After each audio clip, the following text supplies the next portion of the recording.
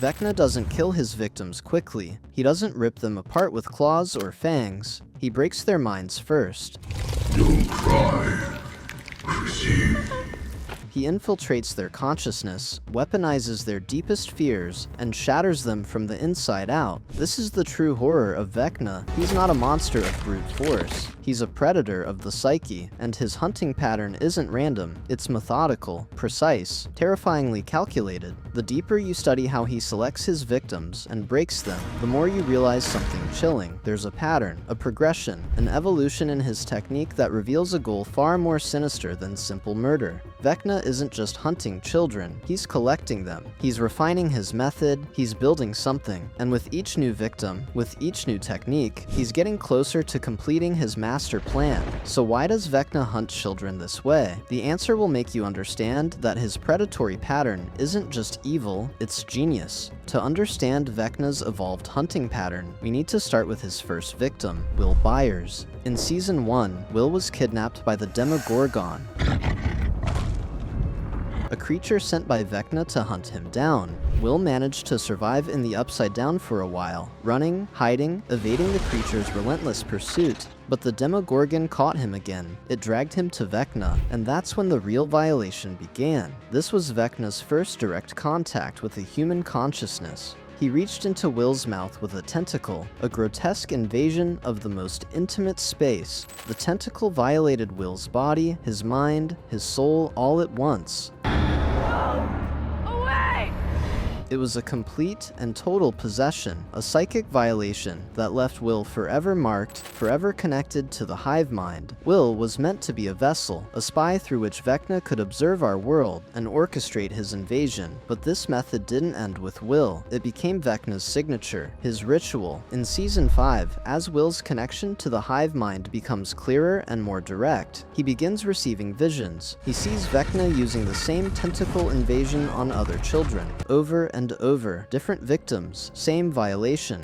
Will watches through the hive mind's lens as Vecna marks them, possesses them, breaks them. This is how Will discovers the pattern, not through investigation, but through the horrifying intimacy of his connection to the very consciousness that created it. He is forced to witness his own trauma being inflicted on others, again and again. But by Season 4, Vecna's hunting pattern had evolved. He no longer needed the crude, forceful method of physical abduction, followed by tentacle invasion. He had learned something far more sophisticated. He had learned that the most effective way to break a young mind is to use the mind against itself. Vecna began targeting teenagers with pre-existing trauma. Chrissy Cunningham, a girl drowning in anxiety and self-hatred, pressured by her mother's impossible standards. Max Mayfield, haunted by the guilt of Billy's death, trapped in a spiral of depression and suicidal ideation. These weren't random victims. They were carefully selected. Vecna could sense their pain from across dimensions. He could feel their vulnerability like a beacon. His new method was psychological warfare. He didn't need to invade their bodies with tentacles. He invaded their minds with visions. He showed them their worst fears made manifest. He weaponized their own guilt, their own trauma, their own self-loathing. He made them believe that death was the only escape. And when they were sufficiently broken, when their minds were shattered enough, he collected them. He killed them in the most brutal way possible. Their bodies twisted and contorted, their deaths a reflection of the psychological torture they endured. This was genius. This was evolution. Vecna had learned that he didn't need to force his way into a mind. He just needed to find the cracks that were already there and pry them open. The traumatized were his easiest targets because they were already halfway to breaking themselves. He just needed to push them the rest of the way. The pattern was becoming clear. Vecna hunted the vulnerable, the lonely, the broken, and with each new victim, his technique became more refined, more personalized, more devastating. He was learning which fears worked best, which traumas were most effective, which psychological triggers would shatter a mind most completely. He was building a methodology, a science of breaking, and he was getting better at it with every kill. But in Season 5, something shifts. Vecna's hunting pattern evolves once again, and this time it becomes far more insidious. He stops targeting the traumatized teenagers. He starts targeting younger children, innocent children, children without the psychological baggage of guilt or self-hatred, children like Holly Wheeler and Derek Turnbow. This is a completely different methodology. Vecna can no longer rely on pre-existing lasting trauma to break these younger minds. They haven't lived long enough to accumulate the kind of psychological wounds that made Max and Chrissy so vulnerable. So Vecna adapts. He changes his approach entirely. Instead of using their trauma against them, he uses their trust. Instead of showing them their worst fears, he shows them their deepest desires. He disguises himself as Mr. Whatsit, Holly's imaginary friend, a figure of comfort, a figure of safety. Holly doesn't see a monster. She sees a friend. She welcomes him into her mind willingly, and that's when Vecna strikes. This is the most terrifying evolution of his hunting pattern yet. He's no longer exploiting weakness. He's corrupting innocence. He's weaponizing the very thing that should protect children, their capacity for trust, their ability to imagine, their openness to friendship. He's turning their greatest strengths into their greatest vulnerabilities. The pattern reveals a horrifying truth. Vecna is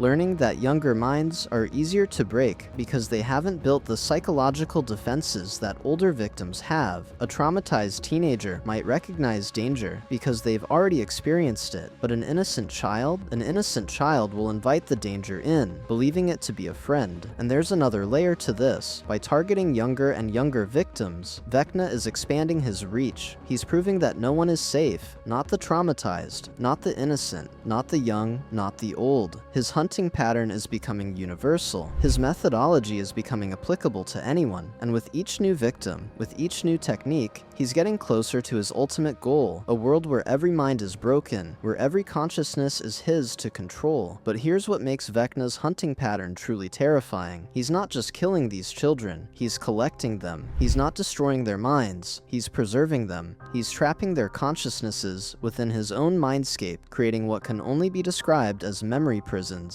And these aren't just torture chambers, they're power sources. Vecna needs exactly 12 children, 12 perfect vessels, as he calls them. 12 minds that he can trap, break, and use as psychic batteries to fuel his grand plan, to reshape the world, to destroy the barrier between Hawkins and the Upside Down completely, to remake reality itself in his image. When Vecna kills his victims in the physical world, their bodies are destroyed, but their minds are trapped, preserved, imprisoned within his psychic domain where he can maintain complete control over them. Max is trapped in a memory prison, reliving the 1959 Hawkins lab massacre, a moment of pure terror and trauma that plays on an endless loop. She's conscious, she's aware, but she's trapped, her psychic energy constantly feeding Vecna's power. Holly is trapped in a distorted version of the Creel house, a prison made of nostalgia and fear. She's conscious of her imprisonment, but powerless to escape it. Her mind, like Max's, is a battery, a source of psychic energy that Vecna can tap into and amplify. The memory prisons serve a dual purpose. They keep the children's minds broken and compliant, unable to resist or escape, and they keep their psychic energy flowing directly to Vecna, powering his ability to reshape the world.